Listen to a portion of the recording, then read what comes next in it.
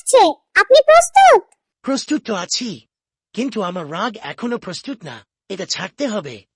মামা, রমজান মানে শুধু না খাওয়া না, রমজান মানে নিজেকে বদলানো। ঠিক বলেছিস, রমজান আসলেই আমার গালি কমে। মামা, একটা হাদিস আছে। যে ব্যক্তি মিথ্যা কথা ও মন্দ কাজ ছাড়ে না, তার শুধু খাবার দাবার ছাড়ার কোনো দরকার নেই। ও, মানে রোজা শুধু পেটের না, রোজা হলো চোখ, মুখ, মন সবকিছুর। তাই রমজানে রাগ ছাড়তে হবে, মিথ্যা ছাড়তে হবে, মানুষের সাথে ভালো ব্যবহার করতে হবে। অন্যের দোষ খোঁজা বন্ধ করতে হবে, কারণ আমি তো সারাদিন তো দোষ খুঁজি।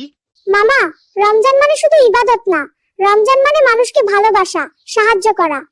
হ্যাঁ, এই মাসটা এমন যে মাসে আল্লাহ আমাদের ক্ষমা করতে চান। আজ থেকে আমি রাগ কমাবো এবং তুই দুষ্টুমি কমাবি। আর হ্যাঁ বন্ধুরা, আমাদের চ্যানেলটি সাবস্ক্রাইব করতে ভুলবেন না, অবশ্যই সাবস্ক্রাইব করে দিবেন।